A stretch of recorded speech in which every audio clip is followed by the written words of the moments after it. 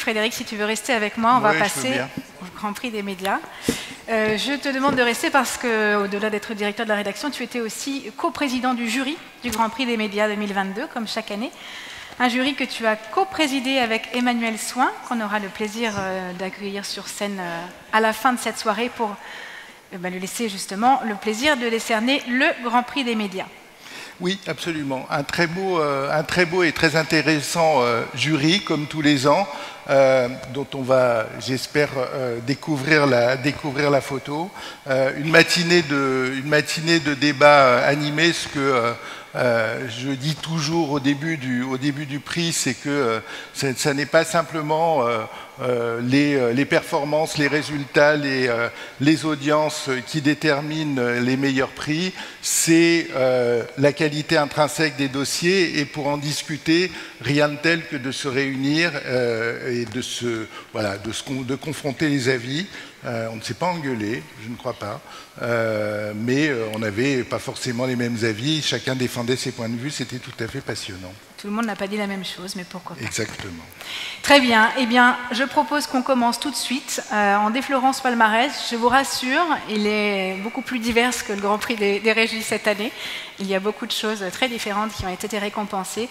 Et pour commencer, on va lever le voile sur la plateforme digitale d'un média cette année, en accueillant Jean-Luc Chétrit, directeur général de Lyon des Marques.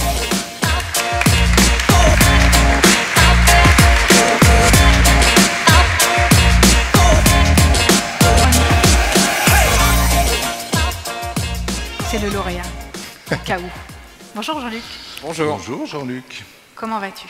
Bien, une belle rentrée et une rentrée des médias avec vous. Donc on est très heureux à l'Union des Marques d'accompagner ce Grand Prix, puisque ça a été dit, mais je le redis, les médias sont extrêmement importants à la fois pour le pluralisme, mais aussi pour le développement économique des entreprises en France.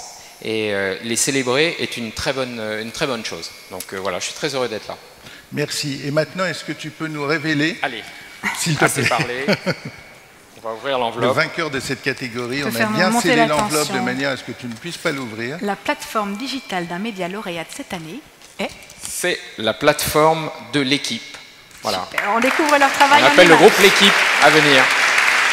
On regarde en vidéo. Je pense que ça te convient très bien pour toi qui es un grand amateur de sport. Frédéric et à moi, c'est parfait. Vidéo, on utilise souvent cette plateforme. Voilà. Ou pas.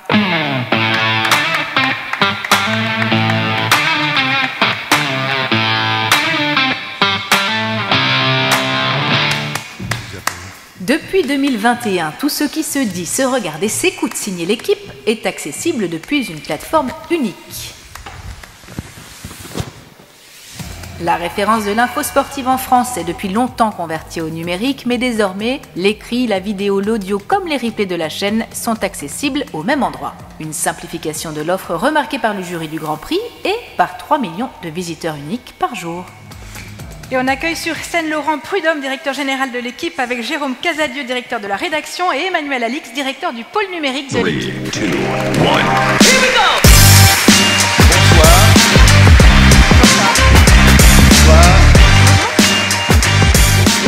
Et ce sont des retrouvailles, puisque vous étiez là l'an dernier pour un autre prix. Absolument. Alors, moi j'étais pas là, mais je suis ravi. Non, mais en tout cas, merci infiniment. Au nom du groupe L'équipe, on est très très fiers de recevoir ce prix.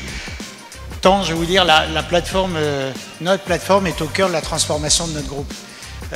Cette plateforme a été repensée par les équipes il y a un peu plus d'1 an, avec la création de nouveaux univers. Vous avez vu, l'équipe Explore, avec nos créations originales, l'équipe Live, avec la diffusion de plein d'événements, en complément de tous ceux qu'on diffuse déjà en gratuit sur la chaîne. Et on est très fiers parce que ces 2 nouveaux univers viennent renforcer une offre d'information de qualité soutenue par 300 journalistes, le symbole de l'excellence journalistique de l'équipe.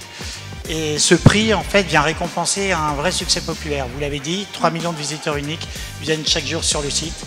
Donc merci infiniment au jury et merci à nos millions de fidèles passionnés. dont mon fils de 9 ans qui commence plus ses journées sans l'équipe et ça commence sérieusement à me gonfler. Voilà. S'il peut continuer, c'est parfait. Et donc, on est vraiment ravis. Et c'est, comme le disait Laurent, c'est quand même récent, cette évolution majeure de notre offre. Et 2 petites actus pour vous montrer vers quoi on évolue. Demain, on diffusera The Last Dance, donc le documentaire sur Michael Jordan et l'épopée des Bulls sur la plateforme.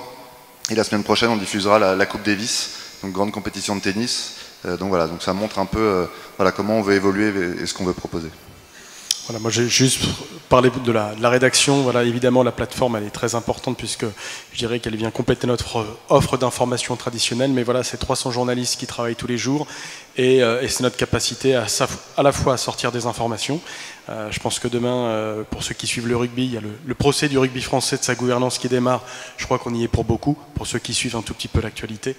Et le deuxième élément aussi que je voulais mettre en avant, c'est cet été, on a beaucoup parlé de Zinedine Zidane au PSG. J'en avais parlé à Europe 1 il n'y a pas très longtemps. Et on était le seul média à avoir pas du tout repris cette information et de l'avoir démenti. En fait, être capable de résister aux fake news, c'est aussi être un grand média. Bravo. Absolument, bravo. Joli travail d'équipe. Félicitations. Première blague nulle lancée. Félicitations. Et merci Jean-Luc d'avoir été avec nous.